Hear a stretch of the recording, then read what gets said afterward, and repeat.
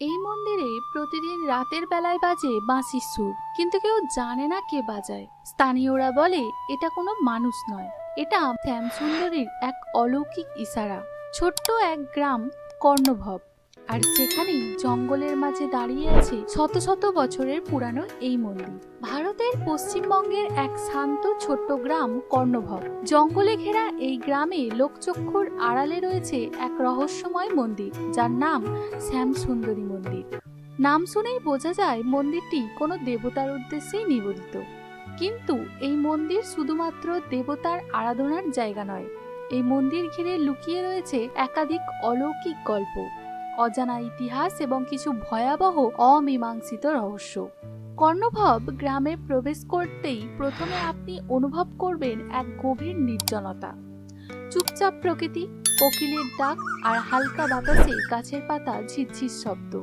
গ্রামের শেষ প্রান্তে দাঁড়িয়ে আছে সেই মন্দির, শ্যামসুন্দর মন্দির। মন্দিরের স্থাপত্য শৈলী খুবই প্রাচীন। ইট পাথরের দেওয়ালে অজস্র ফাটল, জং ধরা লোহার ফটক, আর তার উপর কিছু রহস্যময় প্রতিমার খোদাই।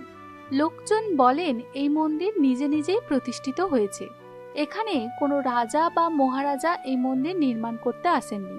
গল্প অনুযায়ী বহু বছর আগে গ্রামের এক গরিব ব্রাহ্মণ রাত্রে স্বপ্ন দেখেন একটি স্থানে কৃষ্ণ স্বয়ং তিনি বলছেন, আমি এখানে বিরাজ করছি, আমার জন্য একটি মন্দির গড়ে তোলো। পরদিন সেই ব্রাহ্মণ জঙ্গলে গিয়ে সেই নির্দিষ্ট জায়গায় খোঁড়াখুঁড়ি শুরু করেন, আর তখনই উঠে আসে এক সুন্দর কালো শালগ্রাম শিলা, যার উপর খোদাই করা ছিল রাধা কৃষ্ণের প্রতিমা।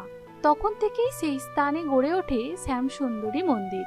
কিছু বছর আগে একটি রিসার্চ টিম সেখানে যায়, কিছু মানুষকে জিজ্ঞাসাবাদও করেন। গ্রামের মানুষদের মধ্যে একজন বৃদ্ধা বলেন, আমরা ছোটবেলা থেকে শুনে এসেছি রাতে এই মন্দির থেকে আসে বাঁশির সুর। কেউ দেখেনি, কিন্তু শুনতে পায়। আর পূর্ণিমার রাতে তো মন্দির জুড়ে এক অদ্ভুত আলো খেলে যায়।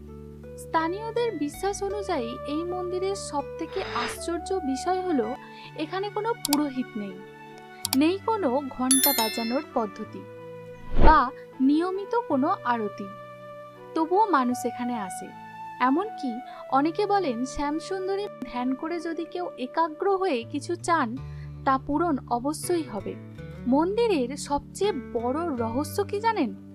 এই মন্দিরের সবচেয়ে বড় রহস্যময় বিষয় হলো এই মন্দিরেই লুকিয়ে আছে, মন্দিরের মূল স্তম্ভের নিচে আছে এক গুপ্ত কুঠুরি, এই মন্দিরের গোপন ঘর, যা প্রায় বন্ধই থাকে। কথিত আছে এই ঘরের দরজা একসময় খুললে ভিতরে দেখা যায় একটি ছোট্ট গহ্বর, যেখানে রাখা আছে পুরানো কিছু পাথর, তেলচিটে পোড়া পাত্র আর এক রহস্যময় লোহার সিন্দুক।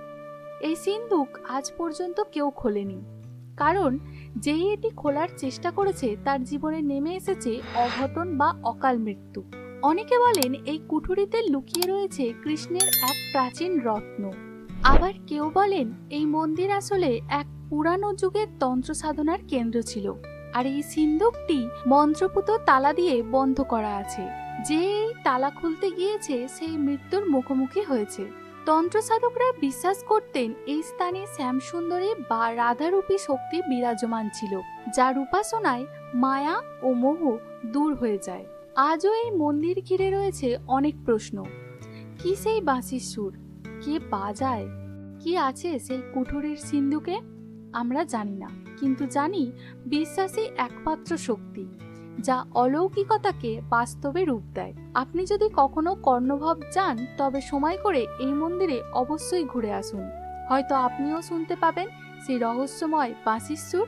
ভিডিওটি ভালো লাগলে লাইক করুন, শেয়ার করুন বন্ধুদের সঙ্গে। আর এমন আরও রহস্যময় হিন্দু শাস্ত্র ও ইতিহাস ভিত্তিক ভিডিওর জন্য হিন্দু শাস্ত্র চ্যানেলটি অবশ্যই সাবস্ক্রাইব করুন।